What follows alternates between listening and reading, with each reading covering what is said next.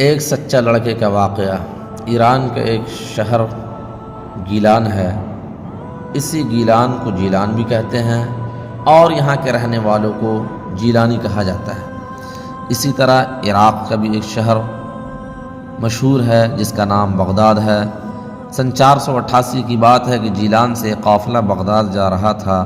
اس دور میں لوگ اونٹوں اور گھوڑوں کے ذریعے سفر کیا کرتے تھے۔ ان قافلہ والوں سے جیلان کے رہنے والے ایک لڑکے نے کہا کہ اپنے ساتھ مجھے بھی بغداد تک چلنے کی اجازت دے دیجیے، میں وہاں جا کر علم دین حاصل کرنا چاہتا ہوں اور اکیلے سفر کرنا میرے لیے ممکن نہیں۔ ان قافلہ والوں نے اس لڑکے کو اپنے ساتھ چلنے کی اجازت دے دی۔ یہ لڑکا بچپن میں ہی یتیم ہو گیا تھا اور اس کی ماں نے اپنے اس لاڈلے یتیم کی پرورش کی تھی۔ اس لڑکے نے خوشی خوشی اپنی ماں کو بتایا کہ یہ قافلہ بغداد جا رہا ہے اور میں بھی اس کے ساتھ بغداد جانا چاہتا ہوں، لہٰذا آپ مجھے اجازت دے دیجیے تاکہ وہاں جا کر علم دین حاصل کر سکوں۔ اس لڑکے کی ماں نے اپنے بیٹے کو بغداد جانے کی اجازت دے دی اور اپنے لخت جگر کی ضروریات میں کام آنے کے لیے 40 اشرفیاں اس کے لباس میں رکھ کر اس طرح سی دیں کہ وہ اشرفیاں بغل کے نیچے چھپ جائے۔ جب وہ لڑکا اپنی ماں سے رخصت ہو رہا تھا تو اس کی ماں نے اسے آخری نصیحت کرتے ہوئے کہا، بیٹے ہمیشہ سچ بولنا، کبھی بھی زبان پر جھوٹ نہ لانا۔ سچ بولنے والے کو اللہ ہمیشہ پسند کرتا ہے اور جھوٹ بولنے والے کو اللہ پسند نہیں کرتا۔ اس لڑکے نے اپنی پیاری ماں کی یہ نصیحت گرہ میں باندھ لی اور اس قافلے کے ساتھ بغداد کی طرف رواں دوا ہو گیا۔ راستے میں اس قافلے نے ایک جگہ پڑاؤ ڈالا۔ بظاہر وہاں کوئی خطرہ نہیں تھا، اس لیے بے خوف و خطر ہر شخص آرام کرنے لگا۔ اچانک ڈاکوؤں نے اس قافلے پر دھاوا بول دیا اور ان کا سب سامان چھین لیا۔ ایک ڈاکو نے اس لڑکے کو بھی پکڑ لیا اور اس سے پوچھا، بتا تیرے پاس کیا ہے؟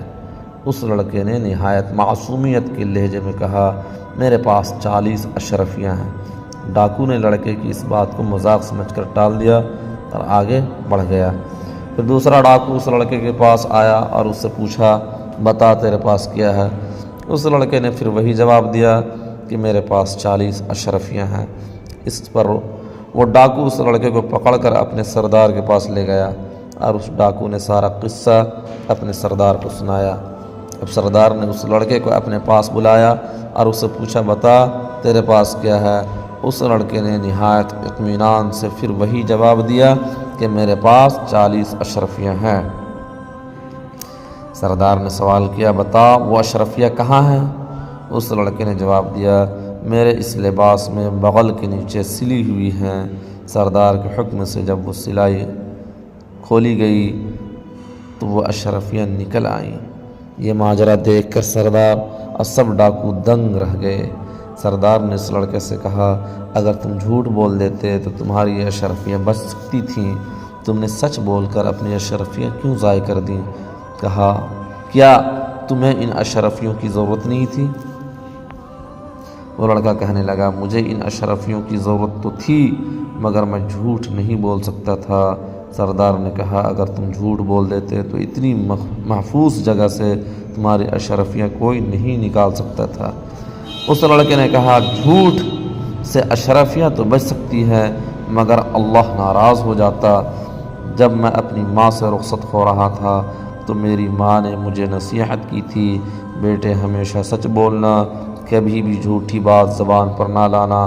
اللہ تعالیٰ سچوں کو پسند کرتا ہے اور جھوٹوں کو ناپسند کرتا ہے۔ میں اپنی پیاری ماں کی نصیحت کبھی نہیں بھول سکتا، اس لیے میں نے آپ کو سچی بات بتا دی۔ اس لڑکے کی اس گفتگو سے وہ سردار بہت متاثر ہوا اور اپنے دل میں سوچنے لگا، یہ لڑکا تو اپنی ماں کی نصیحت کا اس قدر پابند ہے اور ہم ہیں کہ اللہ اس کے رسول کے حکموں کی خلاف ورزی کرتے گھوم رہے ہیں اور ڈاکہ ڈال کر لوگوں کو لوٹ رہے ہیں اور اللہ کے مخلوق کو تنگ کرتے ہیں۔ ان خیالوں سے سردار کا سر ندامت سے جھک گیا اور اس نے اسی وقت اس لڑکے کے ہاتھ پر توبہ کر کے پکا سچا مسلمان بن کر زندگی گزارنے کا عہد کیا، تو دوسرے ڈاکوؤں نے بھی اسی وقت پکی سچی توبہ کی اور اس قافلے سے لوٹا ہوا مال قافلہ والوں کو واپس کر دیا اور وہ پکے سچے مسلمان بن گئے۔